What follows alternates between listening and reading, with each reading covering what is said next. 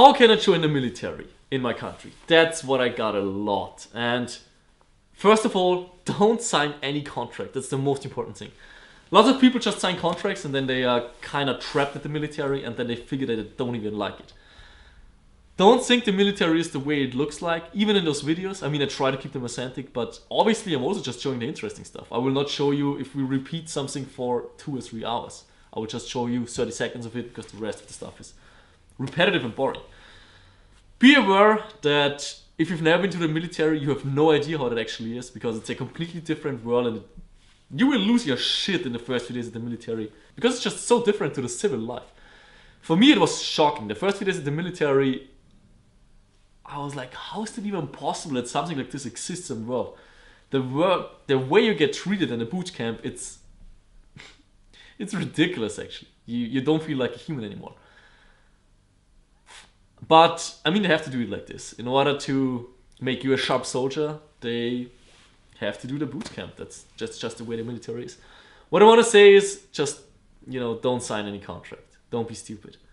Try the military out. Maybe the military has a program where you can try it a few days and then talk to people who are at the military. Take it serious what they're saying because they know how it is since they're already there for a few years. I don't tell anybody not to join the military. I think the military can change your life in a positive, also in a negative way. Depends on what you're doing and how stable you are as a person. A comment I read a lot was, how is it possible that I'm recording here? And it was really hard actually to get permission to record the entire training because obviously the military, it's a lot different from Airsoft. You can't even compare it. There's a lot of secret information and security stuff which if you record it, it can get really dangerous for the people in here and also dangerous for the country itself. So there's lots of rules I have to take care of which makes filming here quite difficult. For example, I'm not allowed to show any faces, not allowed to show any name tags. That's why they're always censored, or I try to have the frame in a way that you can't see the faces of the other people. Some people were asking if this is a paid commercial for the military, and it's definitely not. I'm doing this for the fun of it, because I wanted to get back to the military. I kind of want to get out of the day-to-day life. Then clicks, obviously. I think it will perform pretty good, the entire vlog series, in the end of the entire thing. And I mean, that's pretty much it. Obviously, the military has a benefit from the whole thing. It is marketing for them, more or less. Because I reach lots of young people in Austria and they do need to recruit more people. So it's kind of a win-win situation. For me, it's, learning those things again. I'm allowed to make the videos. And then it's nice marketing for the military. But I'm not getting paid. I mean, I am getting paid. I'm just a soldier. I'm getting paid like everybody else here. So in those 2 weeks, I will get, I don't even know how much, a few $100, I guess. But that's it. A comment I read a lot is, does any of the skills you learn here apply to being an Airsoft sniper? And there is no definite answer. It really depends. I mean, if you're on a very long milsim, yes, then yes. Because you're learning how to survive in the wilderness, more or less. You're learning how to navigate through a huge area with just a compass and a map, which you usually have at a milsim. Then, how to prepare food in the field. All of this very, very basic stuff is extremely helpful for milsims. But for simple pickup games, I would say no. It's so different. The Airsoft sniper, runs around, shoots at people all over the place. It's very fast, very dynamic. The real sharpshooter is completely different. The goal of the real sharpshooter is not even having enemy contact, more or less. Maybe take this one shot and then just run away again. Retreat and hopefully nobody ever finds you. Nobody goes to an Airsoft game and just has one target and he works his way to the target for, 72 hours. That's not how Airsoft works, and I don't even think it would be fun. So no, the answer is really no, it doesn't really apply to this. But there are still some basics like camouflaging your face. It's very important even as an Airsoft sniper if you're not wearing a mask. Then, camouflaging your ghillie suit. If you want to run a ghillie suit, which I still don't recommend as an Airsoft sniper because it's just, the game is too dynamic. You don't really need a ghillie suit because it's designed for lying at the same spot for several days, so you don't really need that for Airsoft. Another comment I got a lot was how much I'm sleeping, and oh gosh, that's actually the worst thing about this training, because after the training, which ends at usually 2300 or even 2400, I still have to organize the entire video footage, edit some of the stuff, and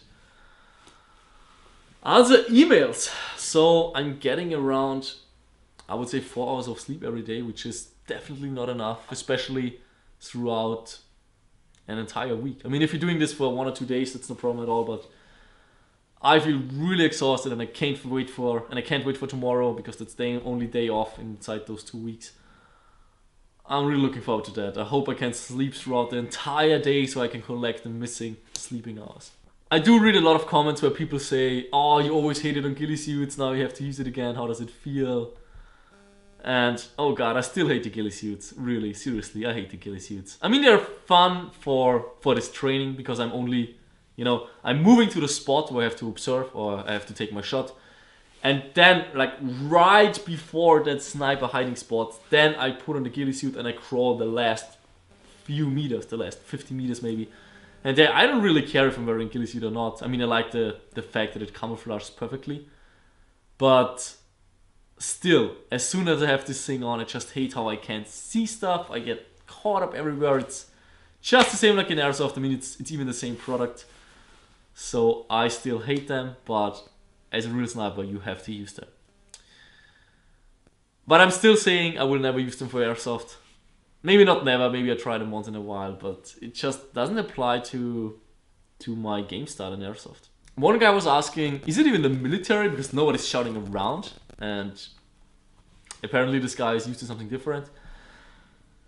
Actually, there was something that confused me in the beginning too, and I asked the trainers about it, and what they said was, for boot camps, if you coming completely new to the military, of course they have to shout at you, they have to put the physical stress on you, and they just learning you in a very hard and strict way that you're a soldier, you're a piece, you're a gear of a big machine, and you have to work. You just have to work efficiently, and therefore they just have to shout around sometimes. Also because they have to put stress on you and have to see how you react.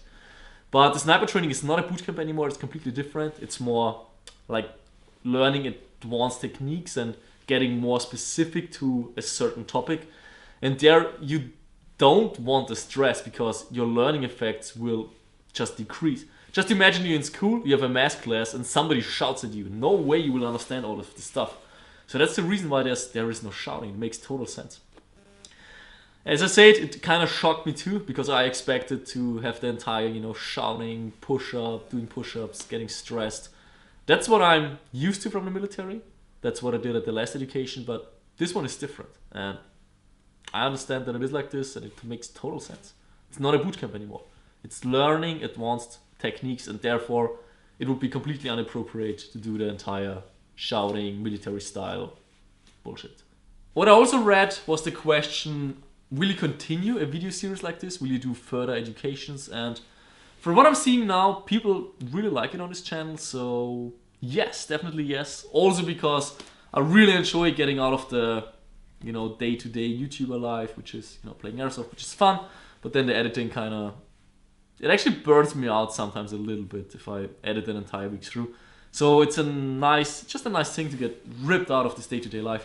So I definitely want to do more educations like this, and hopefully I will be allowed to record those again to make some video logs.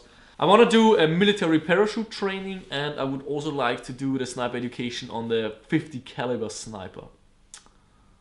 I really want to do that. I think it's fun. You can shoot, oh god, you can shoot so far. I don't want to miss out on that. By the way, I also got a new patch for my patch wall. It's the combat support unit patch of the Jägerbataillon 25. And it's a special patch. I mean, all of the patches I'm getting, there's a story behind it. I usually got a letter from the guy or the girl who sent it. But this one has a story which I'm personally connected to, so... Real quick about the patch, the 25 comes from the name Jägerbataillon 25, which means in English Infantry Battalion 25. The wings of the birds mean that the entire battalion, the entire unit is air mobile, so they can immediately move to a critical war zone, for example. And then the parachute means that all the fighting units of this battalion, as far as I didn't understand, all of them have the parachute education. On top is the name of the unit that I'm in, which is the combat support unit, and that's pretty much it. And then it's green for, I guess, camouflage reasons. I read some very rude comments about my haircut. So the reason why my haircut looks so chaotic is because I did it myself. I was kinda unprepared for this entire training because I had so much stuff to do with the Norwich SSG 24 and to get everything arranged before I'm doing this training, because right now it's hard to handle the entire YouTube channel, online shop, accounting, all of this shit. Yeah, I had so much stuff to do and I was really busy and I totally forgot about the haircut. So a few hours before I came here, I looked into the mirror, I shaved, and I was like, wait a second, I have to have a military haircut. So I just took one of those machines for shaving, and that's the result. That's how it looks like.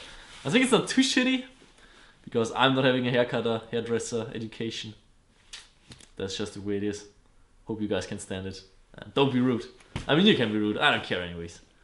Some people are still saying they want to see Airsoft Sniper gameplays, and I mean, if you want to see Airsoft Sniper gameplays, there's a million channels out there already which do the same thing that I do. So just watch some of those. And they will come back after this training. The normal video schedule will come back. I think maybe I continue daily vlogging for a little bit, but the channel is still about airsoft sniping, so don't worry about it. Those gameplays will come again. So if you want to see more stuff like this, definitely let me know in the comments. Just watch the stuff. I will kinda, analyze the numbers of this entire vlog to see if the audience likes it, if you guys liked it. And if the numbers are correct, I will definitely do it again. So make sure to watch this episode if you like it. Maybe, leave a like, leave a comment, and just do those YouTube things. Hit the bell, hit the ring bell, hit the subscribe button, like, share, comment. Just do all of this stuff so I know people like it, you like it, and then I will do more series like this.